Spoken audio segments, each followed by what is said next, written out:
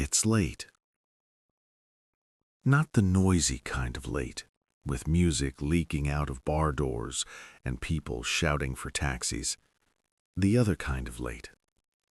The one where most windows are dark, and the few lights that are still on look a little guilty for being awake. Outside, somewhere in your city, a string of Christmas lights is still blinking on someone's balcony. Half of the bulbs have gone out, the rest keep trying, one slow pulse at a time. Maybe you've had a long day. Maybe you're not even sure why you tapped on this episode tonight. You could have chosen a video, a chart, another piece of breaking news. Instead, you chose a long, quiet story about a person you've never seen. You're lying there, maybe on your back, maybe curled up on your side, and the room is mostly dark. There's the soft glow of a screen, a bit of street light leaking through the curtains, the low hum of something electrical you never really notice in the daytime. If you listen carefully, you can hear very small sounds. The weight of the blanket when you shift your legs, the air in the room moving just enough to feel alive. A car passing far away, like a thought you don't have to hold on to. Somewhere in all of that, the year is almost over. For kids, this time of year is simple. There's a story. A man in red, with a beard, with reindeer, with a list. You put out a stocking, you maybe leave a cookie, and you're told, go to sleep. He only comes when you're asleep. So you do something very strange. You try to sleep because you want someone you've never met to sneak into your house. You close your eyes and listen to the night, half hoping to hear a sound on the roof, half scared that you actually might. Morning is a kind of magic trick. The stocking isn't empty anymore. Someone has clearly been here, but you never see the person. Years go by. At some point, the adults in your life stop trying so hard to keep the story airtight. You notice price tags on the surprise gifts. You recognize your mother's handwriting on the label. You realize that the wrapping paper in the living room is the same as the one in the hall closet. You don't usually get a dramatic reveal, just a slow, quiet understanding. The gifts were real. The story was not. And yet, you don't feel cheated. The world didn't become less magical because you learned there was no man squeezing down chimneys. If anything, it became more complicated, more human. Someone had to remember what you liked. Someone had to stand in a shop after work, tired, under fluorescent lights, comparing two boxes and wondering which one would make your face light up. Someone had to stay up late, tape in their mouth, scissors in hand, trying to make the corners of the wrapping paper line up. The presents were never free. They were paid for in time and money and sore backs, but they were still a kind of gift. You grew up, and you stopped hanging stockings. You stopped writing letters to someone's address was simply North Pole. You started writing emails to addresses that end with .com, or sending messages into apps that show you when the other person is typing. But that old pattern didn't disappear. You still go to sleep at night, trusting that invisible systems will keep working while you're not looking. You trust that there will still be numbers in your bank account in the morning. You trust that the server that holds your photos won't accidentally forget you. You trust that there are people, tired, caffeinated, anonymous, somewhere in a control room or an office, watching screens so you don't have to. We live, all of us, on top of layers of unseen night shifts. And once in a while, someone you never meet leaves a gift for you there, too. In 2008, on a mailing list most people have never heard of, a message went out. It wasn't wrapped in colored paper. It didn't have a bow. It was just a small text file attached to a plain email sent to a group of people who spend their evenings thinking about code and cryptography instead of Christmas shopping. The person who sent it didn't use their real name. They didn't attach a photo. They didn't explain where they lived, or what they looked like, or why they were doing this. They simply wrote, "Here is a way money could work if we stopped trusting a single office and started trusting a shared clock instead." No one knew, reading it on that ordinary day, that they were unwrapping something that would still be ticking away more than 15 years later. Most people ignored it. Some people argued with it. A few people read it twice, 3 times, and felt something open up in their mind, the way a child's eyes open when they realize one of the boxes under the tree is exactly the right size and weight. The person who sent that file stayed for a while. They answered questions. They wrote more messages. They helped fix bugs in a small, flickering program that only a handful of machines were running. And then, slowly, they stepped back. The replies became shorter, the appearances less frequent, until one day there were no more messages, no goodbye letter, no credits at the end of the screen. Just silence and a system that kept working. If you want, you can think of that person as many things: a programmer, a troublemaker, a visionary, a fool. Tonight, though, you don't need any of those words. Tonight, as the year leans quietly towards its end, as lights go out one window at a time, and your body tries to remember how to feel heavy, you can think of them as something simpler. Someone you never saw, who left something running for you while you sleep, a kind of Santa for grown-ups. We don't know their face. We don't know their age. We don't even know if they were one person or many. We just know that they showed up. They set down a gift at the edge of the world's doorstep, and then they let go.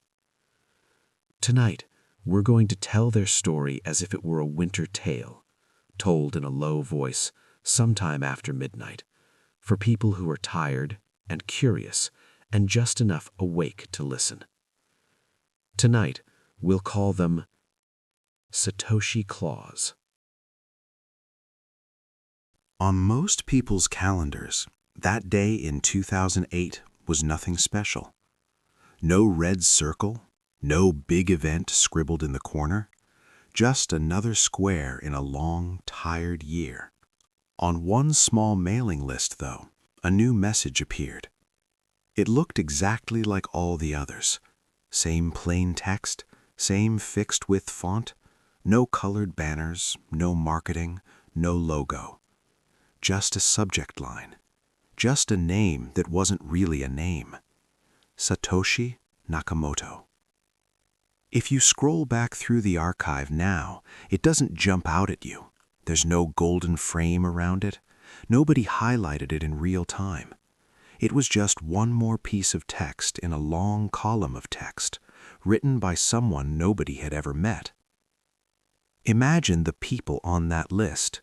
Most of them had day jobs. Some were professors, some were engineers, some were just hobbyists, the kind of people who think about encryption and digital signatures in the same casual way other people think about sports. Maybe one of them had just put their kids to bed. Another was heating leftovers in a microwave that made too much noise. Another was still at the office, sitting in the dim light of a screen that made their eyes ache. They opened their email out of habit. Scroll, scroll. New message. Bitcoin, a peer-to-peer electronic cash system. They clicked. What they saw wasn't a glossy brochure. It was 11 pages of dense, careful prose. No emojis, no exclamation marks, no "to the moon." A lot of them probably frowned a little on the first page. Somewhere between peer-to-peer and double spending, you can almost hear their inner voice say, Here we go again. Because this wasn't the first time someone had tried to reinvent money on the internet. There had been e-cash ideas and digital tokens and systems with complicated names that never really caught on. There were always at least two problems. Someone had to be in charge, and at some point, everyone else had to trust them. So the first reaction for many of these readers might not have been excitement. It might have been a soft, tired skepticism. Sure, another one. Still, they read, line by line, block by block, a shared ledger, proof of work, the longest chain wins, incentives baked into the rules instead of glued on top. You don't need them to understand everything at once. You just need one or two phrases to catch in the mind like hooks in cloth. A system for electronic transactions without relying on trust. A ledger that lives everywhere and nowhere. A clock that nobody owns, but everyone can check. On the other end of that email was a person whose real name we still don't know. They weren't in a red suit. They weren't riding a sleigh. They were just there, behind a keyboard, typing slowly, choosing their words, and pressing send. Somewhere in the world that night, a stranger set down a small box at the edge of a very crowded doorstep and then stepped back into the dark to see if anyone would pick it up. For a while, nothing happened. Or at least, nothing visible. The email sat there in inboxes. Some people skimmed it and closed the tab. Some bookmarked it for later, a category that, as you know, often means never. A few couldn't stop thinking about it. They weren't thinking number go up. There was no number yet, no price, no chart. What they saw instead was a pattern. If you've ever sat with a puzzle long enough, you know the feeling. You turn the pieces around in your hands, you stare at the same shapes over and over. They look like nonsense until suddenly they don't. Something clicks. The edges line up. You see where this could go. On a computer somewhere, we still don't know exactly where, a program began to run. It kept time in a very particular way, not by seconds, not by minutes, by blocks. The first block didn't have any history to refer to. It was like lighting the first candle in a room that had only ever known darkness. From then on, every 10 minutes or so, another tiny light appeared, each one carefully linked to the last. If you've heard the phrase Genesis block, you might imagine something grand and dramatic, trumpets, fireworks, countdowns. It wasn't like that. It was closer to a quiet click in an empty room. A few machines began talking to each other. They shared data. They checked each other's homework. If a block didn't fit the rules, it was ignored. If it did, it became part of a chain that at the time almost nobody knew existed. And behind this small humming network was the same name from that plain email. Satoshi. Not a face, not a voice, just the same calm writing style. Short sentences, few adjectives, a kind of patient, almost shy precision. On the public forums where the project was first posted, the thread didn't immediately explode. It was more like, "Here is some code I've been working on," followed by a few curious replies, a question here, a concern there, a suggestion from someone who wasn't sure whether this would work at all. Satoshi answered. Not with slogans or promises, with explanations, with patches, with small clarifications like, "I should have made that part clearer." If you read through those early posts now, knowing what would come later, you might feel a strange double vision. On one level, it's just a small open source project trying to get off the ground. On another, You're watching the first strings of a new financial system being tied together in public, in real time, right in front of people who had no idea how big it might become. Nothing about it feels like a commercial launch. There's no pre-sale, no company name, no corporate slogan. It feels instead like a person leaving detailed instructions for a machine they hope will outlive them. In those days, most of the computation keeping the network alive was probably happening on Satoshi's own machine, block after block, 10 minutes at a time, stacking quietly into the future. Imagine that room, the faint whir of a fan, the soft glow of a monitor, a chair, a desk, a keyboard, maybe a mug with cold coffee at the bottom. This is not the way we usually picture money being born. There's no printing press, no central bank governor with a serious face, no marble lobby. Just one more night, one more person, one more mysterious name slowly adding weight to a chain of digital receipts that at the time could barely buy you anything at all.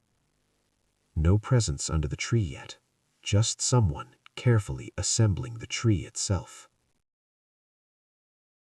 Of all the people who saw that early code, one of the first to really lean in was a developer named Hal.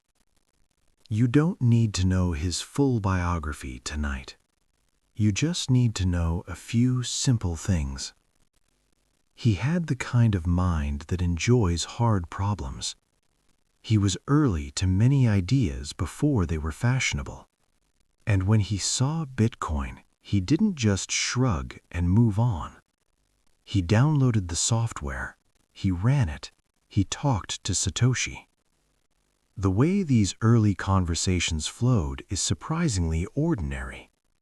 There is no grand language, no "Dear Sir, history will remember this" tone. It sounds like two colleagues in a small, quiet corner of the internet, trying to get something to work. Here's a bug I found. Here's a fix. Does this make sense to you? Yes, that's better. In January 2009, a small transaction was created. Not a huge one, not 1,000,000 coins, not a dramatic bet, just a modest amount sent from one computer to another. The first transaction most people remember is Satoshi's sending Bitcoin to Hal. If you were looking over Hal's shoulder that day, you wouldn't have seen a shower of sparks, no loud animations on the screen, no confetti.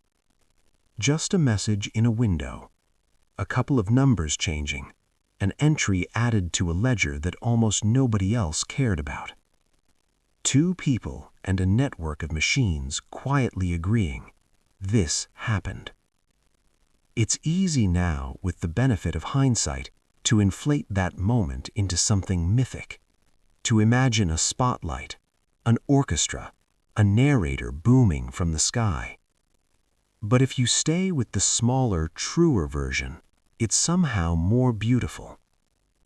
Think of two kids exchanging small gifts in a schoolyard. Not expensive things, maybe a toy car, a keychain, a shiny stone. What matters isn't the object, it's the fact that both of them will remember. I gave you this, you gave me that. We both agreed it was real. Bitcoin in those first days was like that. No price ticker, no order book, no billion-dollar headlines. Just a handful of people who knew how to compile the code, letting their computers hum in the background, checking blocks, relaying messages, and occasionally sending tiny pieces of this new digital thing back and forth as a test. Satoshi was there for all of this, answering questions, pushing new versions of the software, acknowledging mistakes without drama, responding to doubts without anger. If you strip away all the mystery and all the speculation, what you see is someone doing an enormous amount of invisible work so that a stranger's computer, thousands of miles away, could say, "Block accepted." No posters, no conferences, no stadiums, just a few quiet clicks and a shared experiment that almost nobody else knew was running. As weeks turned into months, the little network that began with one machine and one idea started to feel less like a toy and more like a habit. Blocks arrived with the steady patience of a clock that doesn't care if anyone is watching. Every 10 minutes, give or take.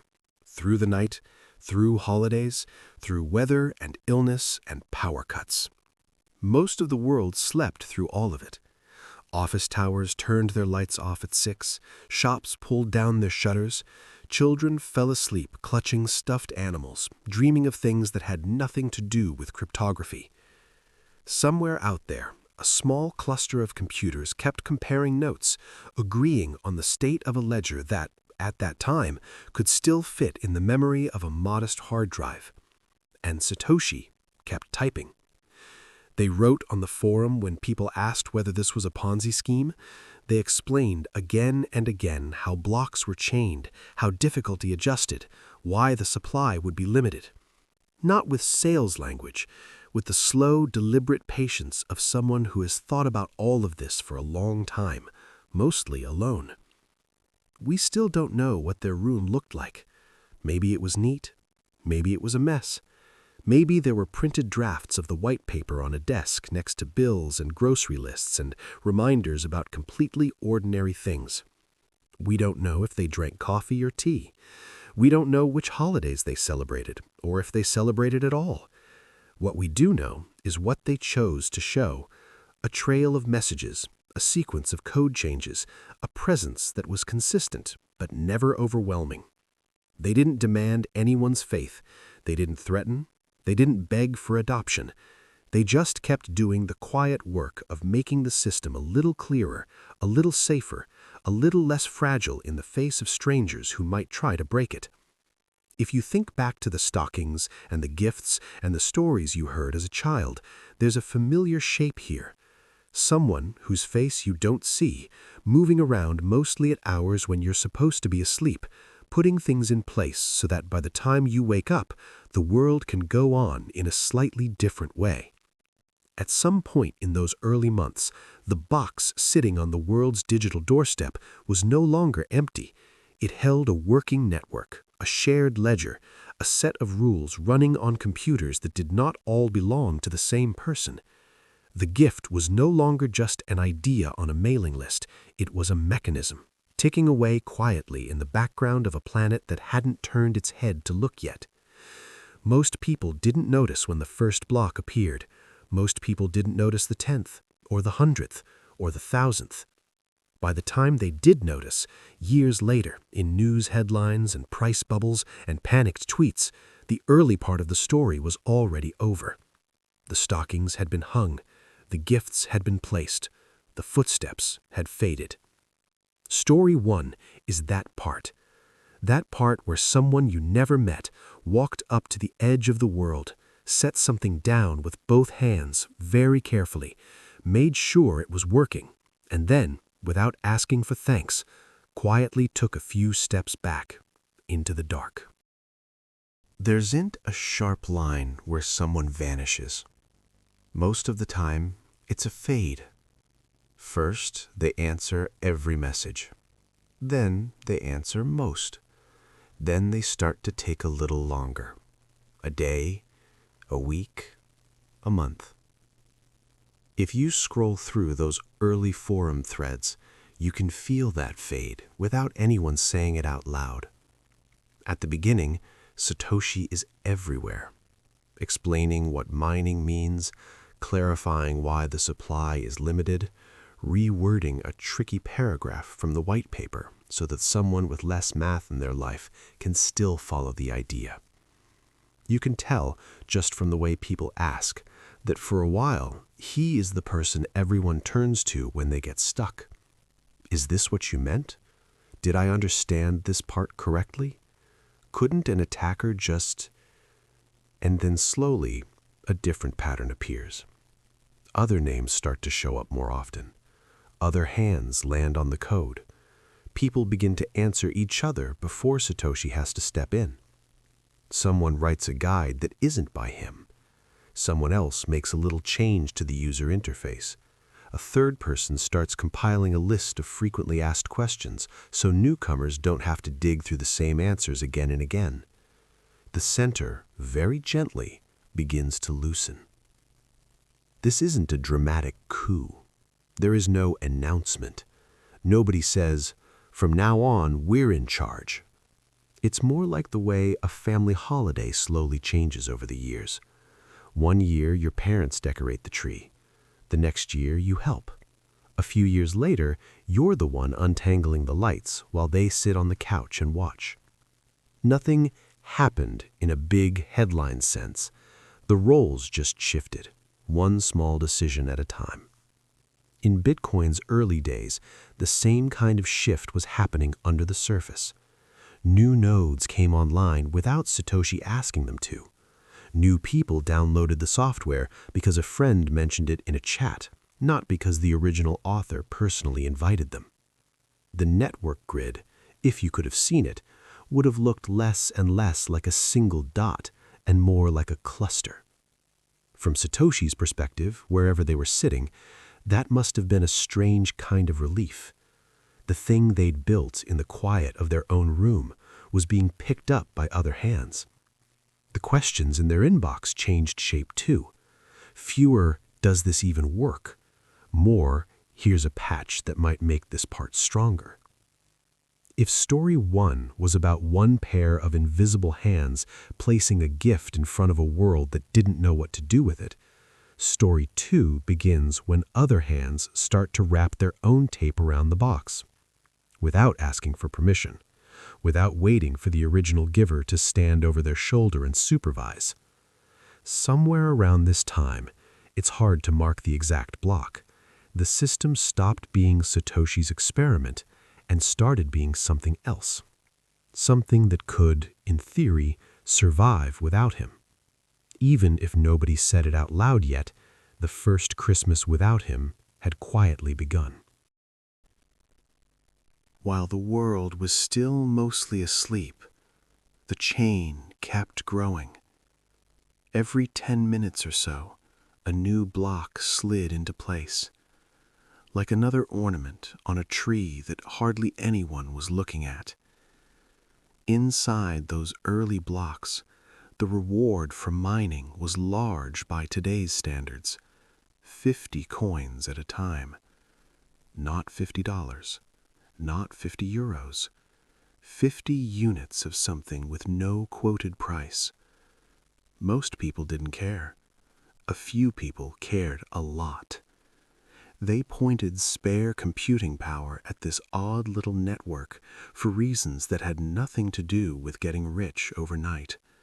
Curiosity, ideology, the simple joy of watching something you helped run actually run. If you trace those early blocks backward now, with the benefit of better tools and many years of hindsight, a pattern emerges.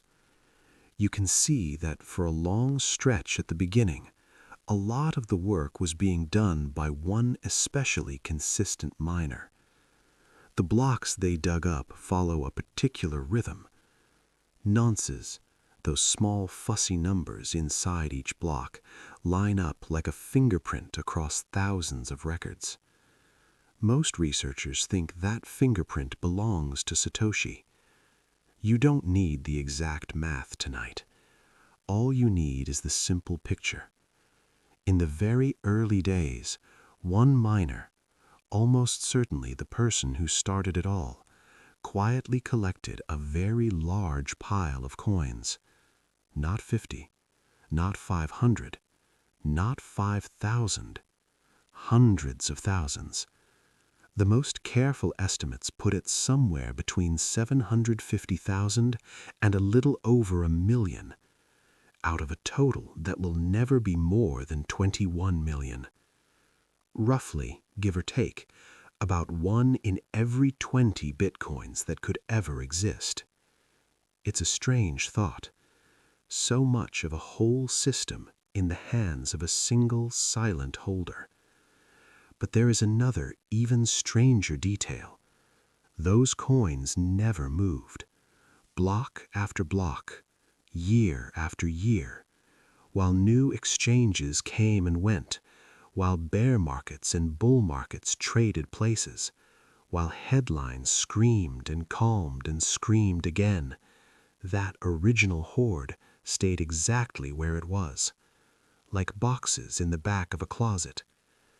Imagine opening the door one day and realizing that a fifth of everything under the tree came from a single person, and noticing that none of those particular gifts have ever been unwrapped. They're just there, still in their original paper, still with their original tags, still untouched. People noticed, of course. Chain analysts mapped the pattern. Articles were written. Charts were drawn. Numbers were thrown around in breathless tones. If this stash ever moves. But for our purposes tonight, what matters is not the speculation. It's the quiet fact that for all the noise outside, those early coins simply stayed asleep. The person who could have used them to make an enormous mess or an enormous point chose instead to do nothing. In a financial world where almost everything is eventually turned into a trade, one of the biggest held positions in history remained a held breath. If the first part of this story was about someone placing a new kind of gift in front of the world, this part is about the choice not to rip open every box they could reach, to step away from the pile, to leave it where it lay, while others slowly discovered that the system worked, even without the original givers standing in the room. As more people joined the experiment, Bitcoin had its share of awkward years. No child grows up without a few falls. No new system gets to adulthood without a few scares. One day, a programmer spotted a serious bug. It was the kind of flaw that, if left alone, could have broken the whole illusion of scarcity, the promise that there would never be more than a fixed number of coins. For a brief moment, inside a small circle of people who understood what they were looking at, everything must have gone very still. They patched it. They rolled the chain back a handful of blocks. They released a new version of the software. They asked everyone running a node to upgrade, please, as soon as they could. From the outside, almost nobody noticed. There was no evening news segment about it, no scrolling red banner. Most of the planet kept doing what it does on any given weekday: packing lunches, answering emails, sitting in traffic, falling asleep in front of the TV. Inside that tiny network, though, something important had just been proven. The system could be hurt, but it could also be healed. Not by a single person pressing a secret button, but by a handful of people rushing to the same conclusion and moving in the same direction. Satoshi was still there at this point, helping, discussing, signing messages from the same old keys to prove that yes, it was still really them behind the words. But if you zoom out a little, you see that the weight of the world was no longer resting entirely on their shoulders. Other developers understood the code well enough to propose fixes. Other volunteers cared enough to propagate those fixes through the network. Other machines in other rooms were humming away, ready to accept the new rules. Around the same time, Bitcoin began to leak out of its tiny circle of enthusiasts and into the wider culture. Somebody famously traded 10,000 coins for a pair of pizzas. It was a clumsy, charming bargain at a time when there was no stable going rate for this digital thing. Looking back, people like to do the math. 10,000 coins times whatever price you see on the screen today equals a number too big to fit easily in your head. To the people involved at the time, though, it was simpler. For the first time, this abstract reward from a blinking program on a computer had been turned into something you could bite into. Sauce, cheese, crust. Value became tangible in tomato and dough. It wasn't about getting rich, it was about seeing whether this machine they were tending in the dark could reach all the way into the kitchen of an ordinary home. The answer was yes. Slowly, awkwardly, yes. And still, through all of this, that original horde of early coins remained silent. Blocks kept arriving, new users wandered in, asked naive questions, sometimes left as soon as they realized this wasn't a quick ticket to anywhere. The noise level went up, the circle widened, but the person's name that had been on the first email seemed content to let the creation belong a little less to them and a little more to everyone else. Like a parent stepping out of the room while grown children set the table for themselves. They don't need to cut your food anymore. They don't need to remind you which fork to use. They can sit down. There isn't a clear day you can point to and say, this was the first Christmas without him. No single block height, no dramatic farewell. There are only traces. A last post on a forum, a last email to a collaborator, a last small change committed to the code. After that, silence. Satoshi didn't do a farewell tour.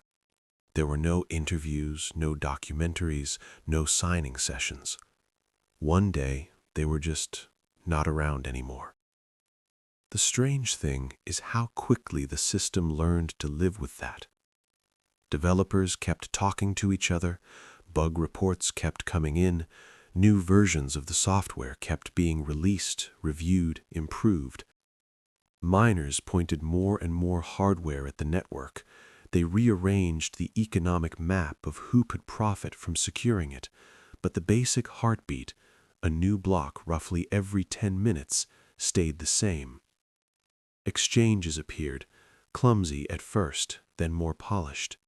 Some failed, some survived. Some lost coins in ways that would make front-page news years later. Through every scandal, every theft, every crash, the same quiet pattern repeated. Blocks arrived, transactions settled, balances changed hands. The machine did what it had been built to do, whether or not the person who built it was still watching.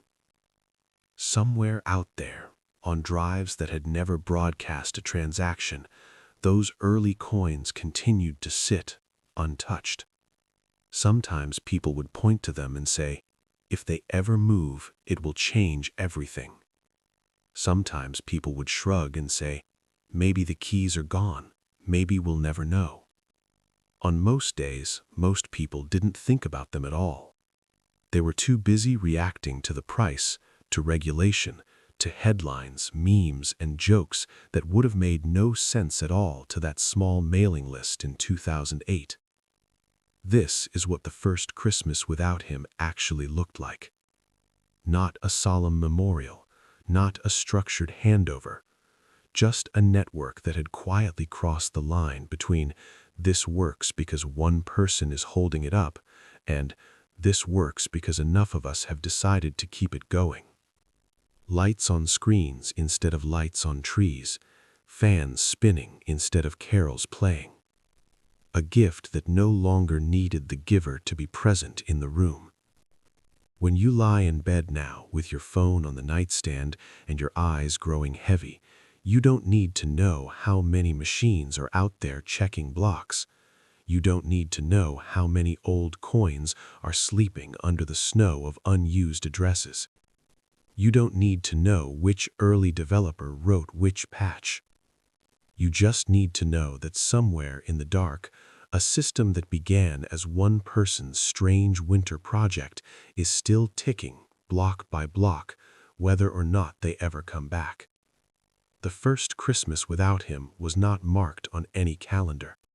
It was just the moment, stretched out over many blocks and many nights, when the gift stopped belonging to the giver and quietly, without ceremony, became part of the world that goes on turning while you sleep. If you walk through a mall in December, you can almost always find him. Not Satoshi, the other one. A man in a red suit, parked in a velvet chair under a plastic arch of fake snow and fairy lights. Children line up with their parents, clutching wish lists. There's a camera on a tripod. Someone in an elf costume hands out candy canes and tries to keep the queue from unraveling. From a distance, it looks like the real thing. The beard is white, the belly is padded, the boots are shiny. If you blur your eyes a little, you can pretend that this is the same mysterious traveler who used to slip silently down chimneys in the stories. Up close, small details give it away. The beard strap, the smell of coffee on his breath, the way his shoulders slump when the line is finally empty. Most kids don't mind. For them, the point isn't whether this is the one true Santa. The point is that someone is here, in a red suit, listening to their hopes, nodding along, promising in a soft, practiced voice that they have been very good this year. Adults, of course, know better. They know there are different Santas in different malls, in different cities, all hired by managers ticking off a box on a seasonal marketing plan. Still, they play along. They smile for the photo. They help their children climb onto the padded knee. They suspend disbelief for just long enough to make a memory. In the world that grew up around Bitcoin, something similar began to happen. Once it became clear that the original figure, the one behind the plain text emails and the early code, was no longer answering, a strange vacuum opened. We don't like vacuums. We fill them.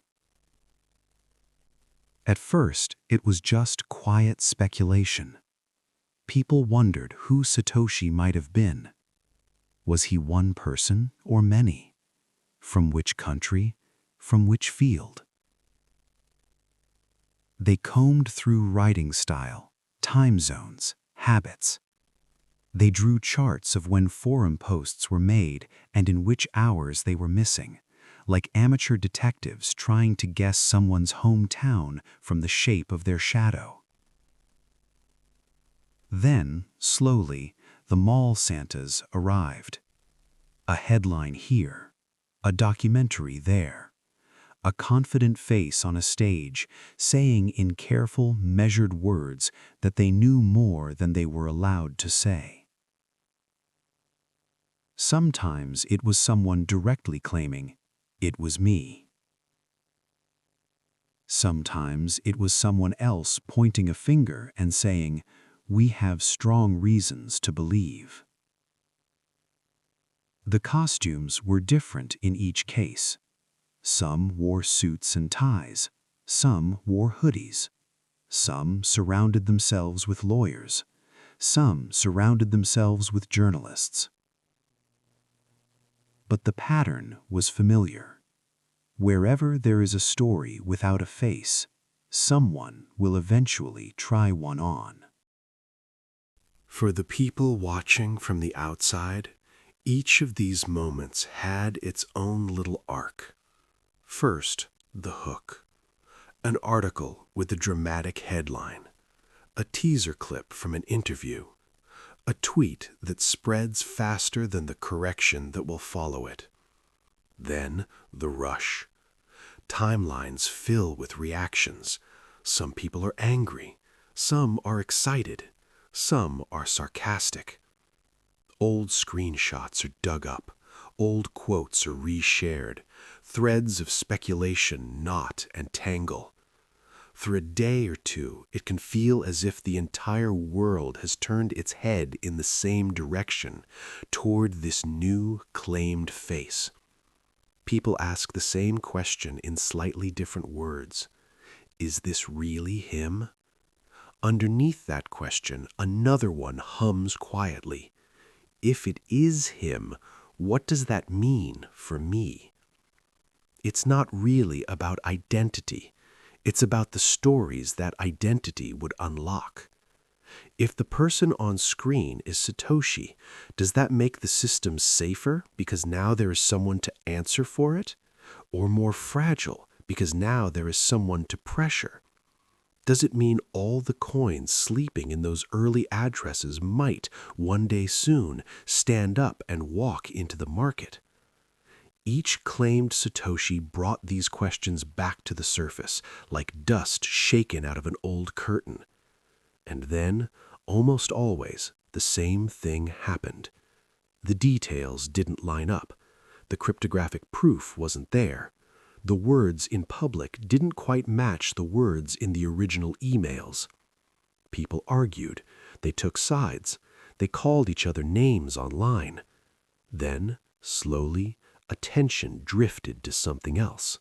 A new price spike, a new crash, a new protocol with a new promise. Like kids leaving one mall and driving to the next, walking past another red suit, another beard, another photo booth. For the system itself, very little changed. Blocks continued to arrive. Transactions continued to be grouped, hashed, agreed upon. The ledger didn't bend to accommodate the drama swirling through the news cycle. If you looked only at the chain without reading any headlines, you would not have been able to tell which week was full of loud claims and which week was quiet. The machine didn't flinch. What did move, what always moves, is us. Our attention, our fears, our hope that somewhere out there is a single person who can explain everything, apologize for everything, promise everything. A grown-up Santa we can point to, someone we can blame if the gifts aren't what we expected, someone we can thank if they are. But the system we're talking about tonight was not designed with that kind of person in mind. It was designed to keep going even if the original giver never walks back through the door. So these claimed identities, these mall Santas in custom-tailored myths, remain just that. Performances in front of a camera, costumes under bright lights, something to talk about until the next thing to talk about arrives.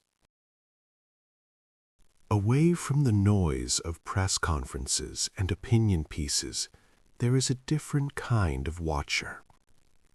Not in a studio, not on a stage, just a person, anywhere in the world, sitting in front of a screen that shows little more than addresses and numbers. A block explorer is not a glamorous thing. It's just a window into a very large ledger. You type in an address, a long string of characters, and the page shows you every incoming and outgoing transaction associated with it. Most addresses look, frankly, boring. A payment here, a payment there, a small balance that comes and goes, the faint heartbeat of everyday ease. But there are some addresses that, once you know how to recognize them, hit you differently. They're linked by timing and pattern to those early blocks. They hold balances that never seem to change. Year after year, they sit exactly as they have always sat. A small number of people watch them. Not constantly, perhaps, but often enough. They refresh the page now and then, the way someone might look at an old photograph and wonder what the people in it are doing right now. So far, the answer each time has been nothing. The coins are still there. The outputs are still unspent. The snow on that particular part of the landscape remains undisturbed. Every now and then, though, a rumor starts to move faster than the blocks. Someone misreads a transaction. Someone sees an old address that looks similar and shouts before checking twice. Messages fly. Satoshi's coins are moving. For a few minutes, maybe a few hours, the air in the small rooms of the watchers changes. You can almost feel them holding their breath. They check, they double-check, they correct. Not those coins, not those addresses. Stand down. From the outside, this might all look overly dramatic. Why care so much about wallets that have never twitched? Because in people's minds, those cold, silent numbers are more than just unspent outputs. They are a symbol of restraint, of mystery, of potential. If they ever did move, not in rumor, not in misreading, but in fact, the shock would not just be about supply. It would be about the story. The story that the giver had truly left the stage would suddenly be rewritten. Some people would panic. Some would say, finally. Some would stare at their screens long into the night, even if they had promised themselves they wouldn't do that anymore. Markets can handle large trades. Liquidity can absorb a lot of selling and a lot of buying. What is harder to smooth out is the way human beings feel when something they had filed under never suddenly jumps into the category now. That, more than the exact number of coins, is what haunts the imagination. Not a specific dump, not a specific price target, just the idea of those untouched boxes at the back of the closet suddenly shivering and sliding toward the door. For now, they haven't. The closet is closed. The wrapping paper is intact. The snow on that side of the hillside hasn't fallen. So the watchers close their tabs, at least for tonight, and go back to the rest of their lives. The machine hums on. The rumor cycle burns itself out. The story returns, slowly, to its quieter baseline. By this point in the night, your eyes might feel heavier. It's all right if some of the details are already slipping through your fingers. The dates, the names, which rumor happened in which year, they're not the important part. What matters, if anything matters at this hour, is the shape of the thing. There is a system running in the dark that doesn't know the names we argue about. It doesn't know who is claiming to be Santa in front of which mall this winter. It doesn't know who is shouting on television. It doesn't know which article is open in which tab on which glowing screen. It only knows rules. Blocks lined up in order. Work attached to each of them. Signatures that either match or don't. The rest, the faces, the gossip, the accusations, the defenses, belongs to us. We're the ones who need a character to focus on when the story feels too big. We're the ones who line up to sit on the lap of a myth for a few minutes and ask for reassurance. Tell me it's going to be all right. Tell me this is the real one. Tell me the gift is safe. But the original gift, the one that arrived in that plain email and grew into this humming global machine, was never a promise that any one person would stand in front of it forever. It was almost the opposite. A design for what might happen if you built something that could keep going even if the builder quietly walked away. So the false faces come and go. The news cycles spin and fade. Some nights, someone somewhere will refresh a block explorer and feel their heartbeat jump, only to realize a second later that it was a false alarm, a case of mistaken identity, another human story layering itself on top of a ledger that just keeps turning pages. And you don't have to keep up with every layer. You don't have to remember which claimed Satoshi said what, or which thread proved which point, or which address everyone was staring at last winter. You can let those details blur, the way fairy lights blur when you half close your eyes. There will always be new rumors, new costumes, new interviews. There will always be people looking for a single, solid figure to stand under the weight of their hopes and anxieties. They can keep doing that. The chain will keep doing what it does. Block after block. 10 minutes after 10 minutes. Quietly ignoring who we think is in charge of it this week. Somewhere the untouched boxes stay untouched. Somewhere the early snow lies smooth.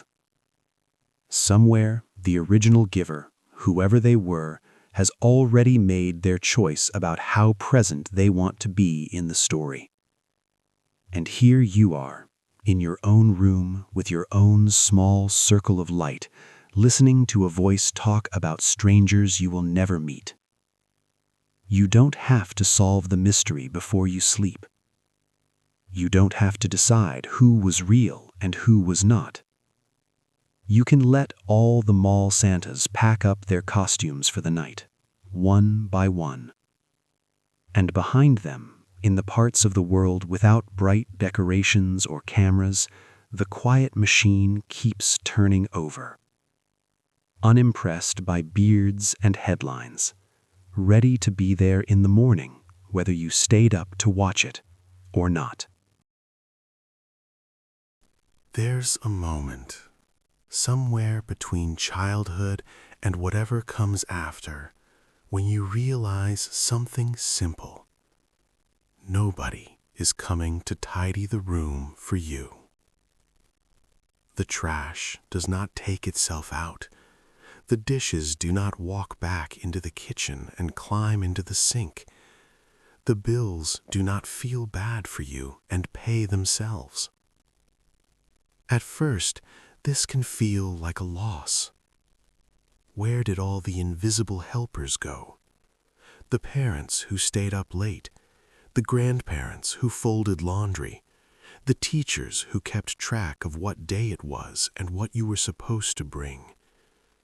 But if you stay with that feeling just a little longer, it changes. You start to notice that the role of person who makes sure things quietly work hasn't disappeared.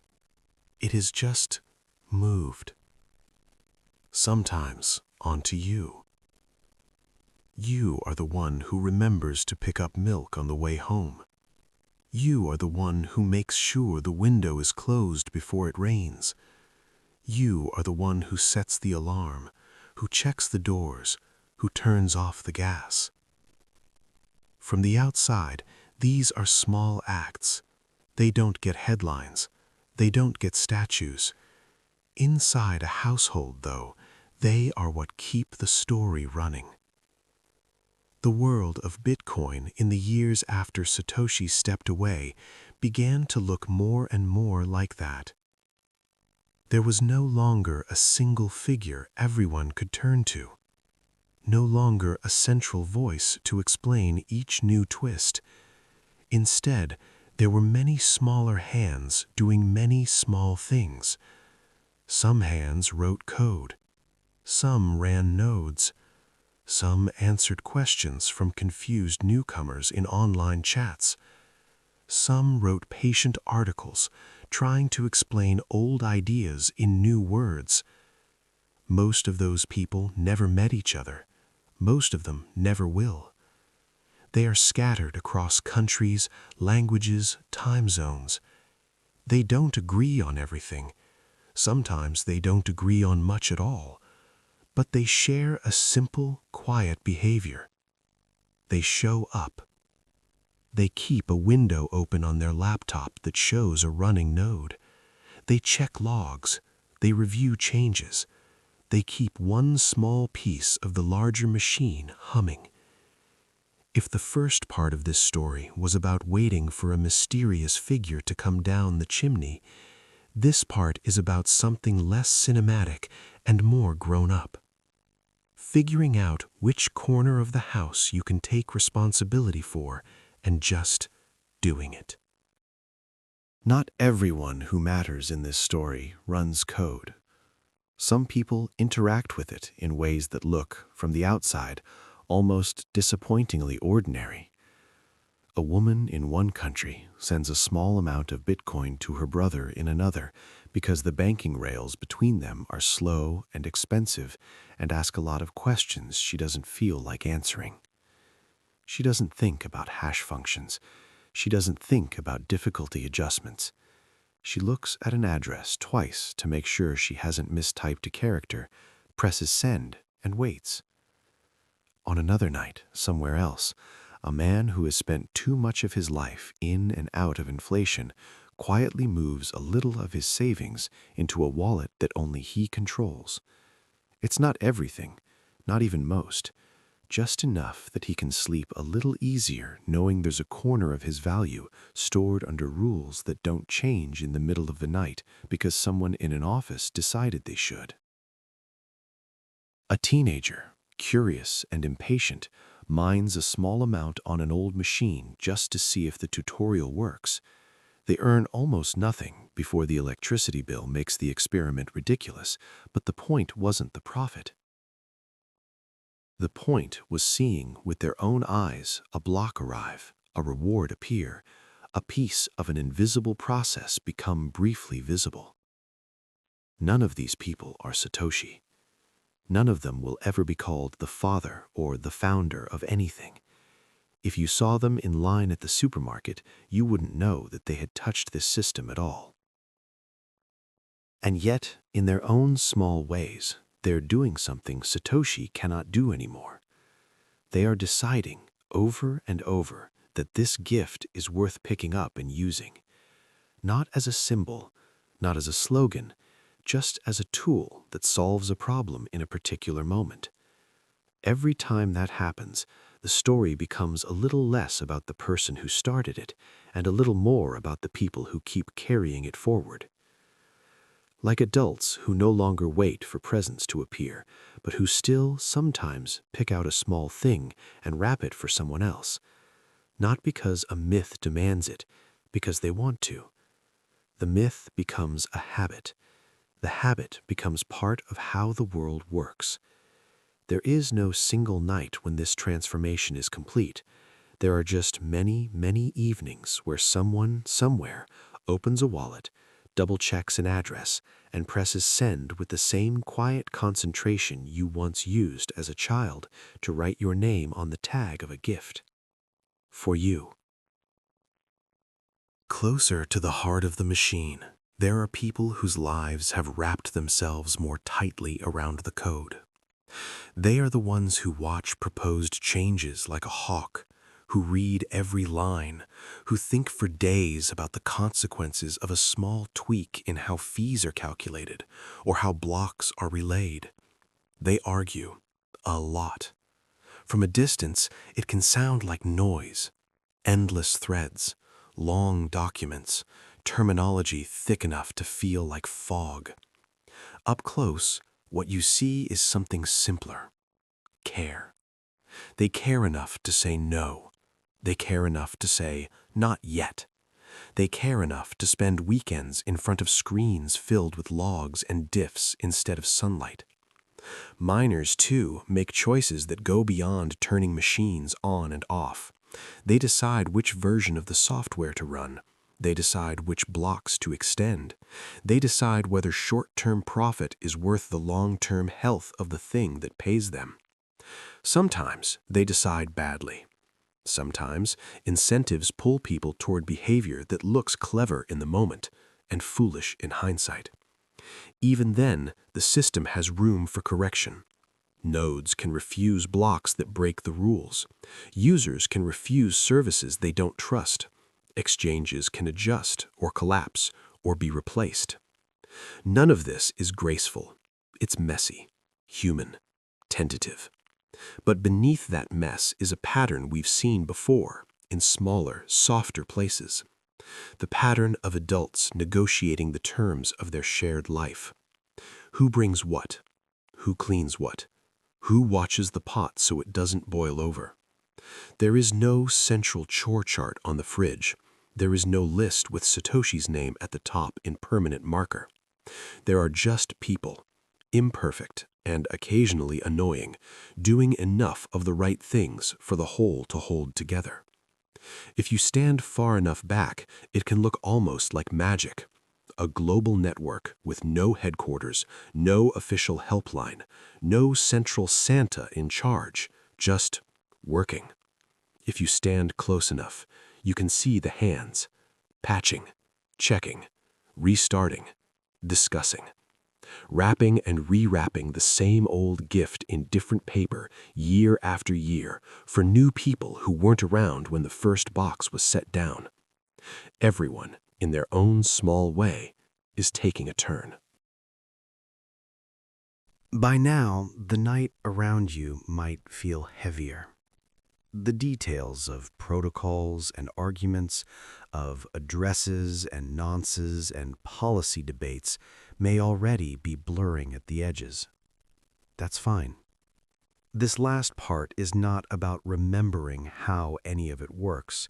It's about something gentler.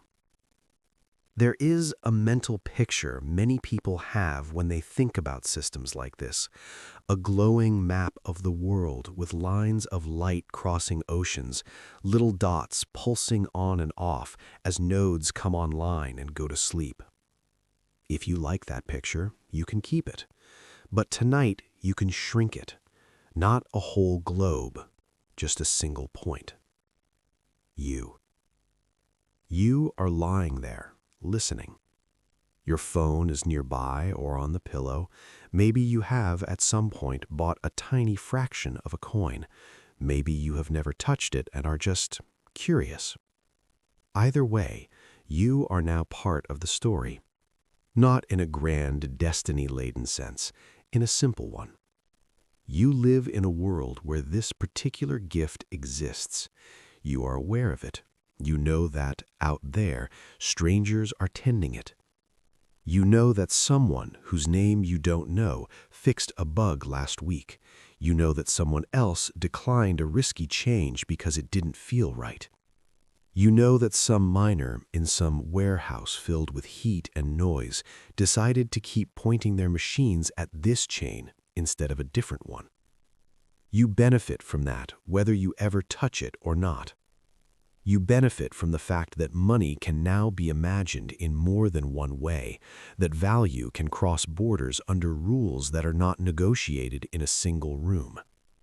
You are in that sense already on the receiving end of more quiet gifts than you will ever be able to thank anyone for.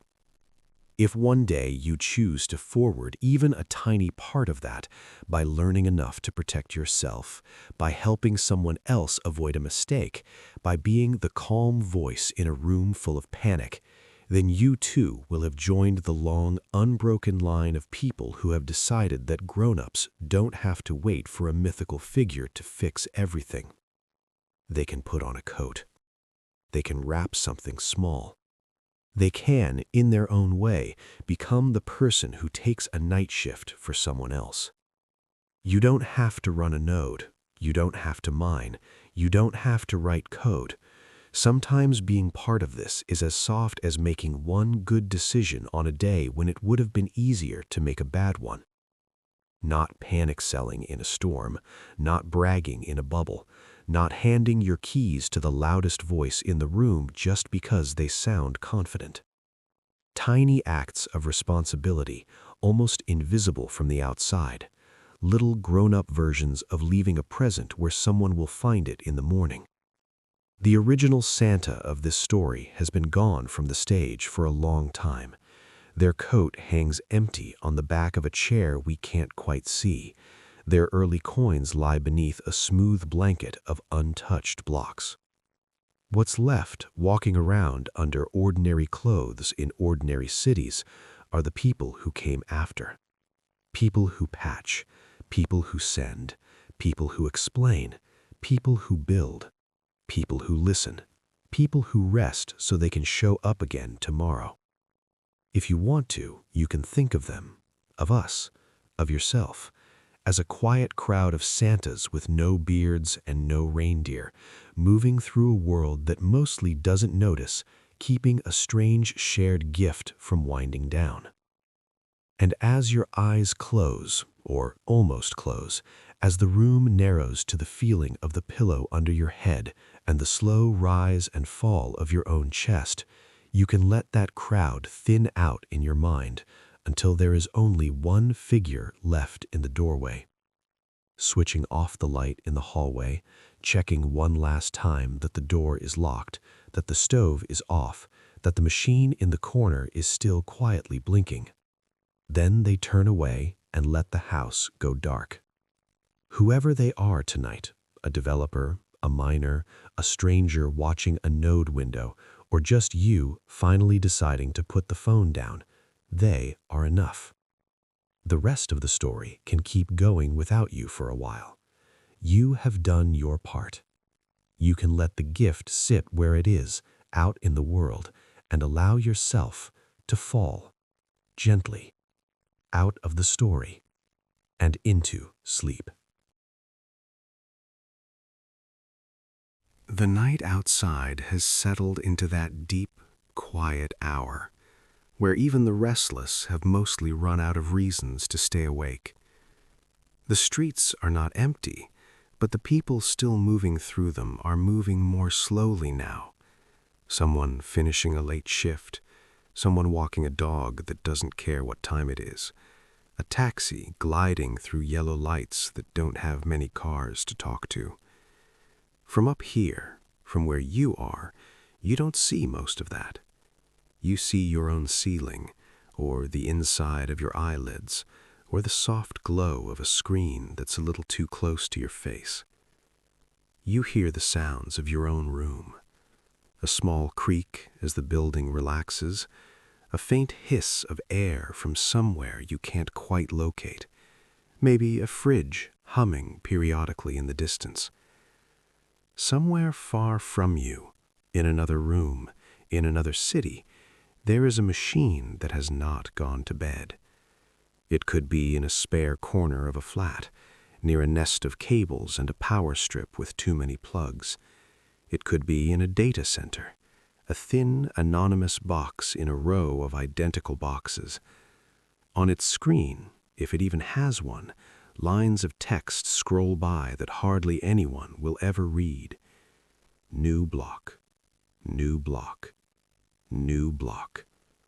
Not loud, not dramatic, just the steady, patient ticking of a clock that counts in a currency of its own. You don't know who set that particular machine up. You don't know whether they are kind or difficult, whether they drink coffee or tea, whether they remember every birthday of the people they love, or forget and apologize and try to do better. You don't have to know. You just need them to have done one thing, to keep the rules running for one more night. In another time of your life, you might have laid out a stocking or a shoe or a plate and been told a story about someone who only comes when you are asleep. You might have believed it with your whole heart. You might have half believed it, playing along because it made the house feel warm. You might have stopped believing early and kept pretending anyway for the sake of someone smaller than you. The details don't matter now. What matters is the shape of that arrangement. You close your eyes. You let go. You trust that someone, unseen, will move quietly through the dark and leave the world a little different by morning. Tonight, the names and faces have changed. The chimneys are gone. The sleigh is gone. The red coat is hanging in some imaginary cupboard at the back of the story. In its place, there are cables and routers and dull metal cases with fans that sound like distant wind. There are developers who have finally shut their laptops for the day. There are miners whose warehouses are still bright and hot. There are people who forgot they're running a node on an old machine in the corner, and people who check their logs compulsively, even when they promised themselves they wouldn't. You don't see them. They don't see you.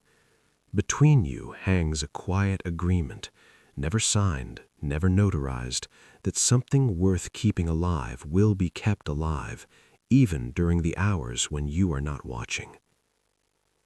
The person who started that machine, the one whose name we borrowed tonight and dressed in winter stories, has been gone from the stage for a long time. No new messages, no new code, no new keys. Their early coins lie where they have always lain, under a smooth, undisturbed layer of blocks that has grown thicker and thicker above them, like snow building up on a field nobody has walked across in years. Maybe one day those coins will move. Maybe they won't. Maybe the mystery will be solved. Maybe it will just grow softer at the edges, like any story told for long enough without an ending. You don't have to decide tonight which version you prefer. You don't have to carry the whole myth in your head. You don't have to remember how many blocks there are, or how often they arrive, or how many people are awake right now in front of terminal windows filled with tiny glowing text. Your job is smaller than that.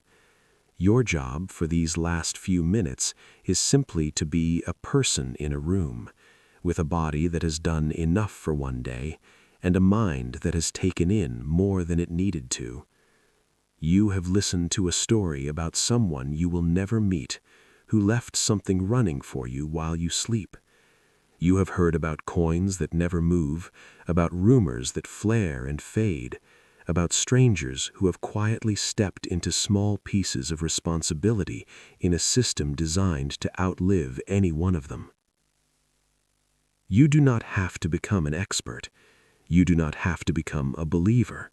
You do not have to do anything at all with this information except let it settle, like snow, in whatever pattern it chooses. If you like, you can picture the network as a ring of candles around the edge of the night, each one looked after by someone you don't know. If you don't like that, you can let go of the image entirely and just keep the simple fact that there are systems now in this world that are built to keep going even when the person who started them has put their tools away and walked out into the dark. You are allowed to lean on that a little, to let yourself be the one who sleeps while somebody else does the night shift. Not forever, not irresponsibly, just for these next few hours between one day and the next. Your eyes can close even if your thoughts keep walking for a while. They will tire themselves out. Your breathing can slow even if the price refuses to.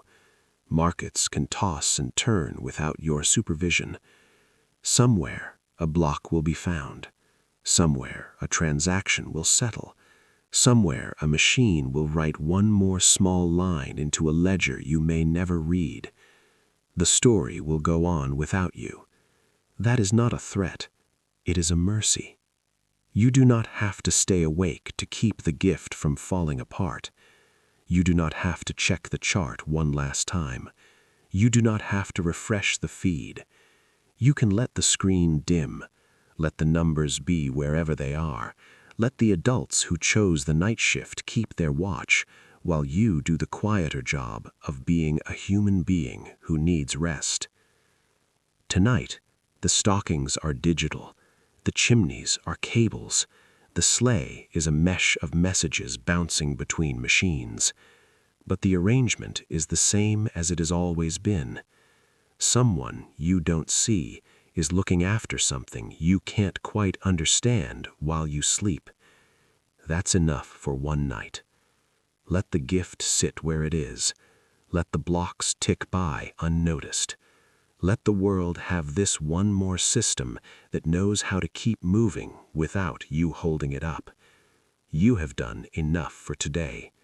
You can let go now. Good night.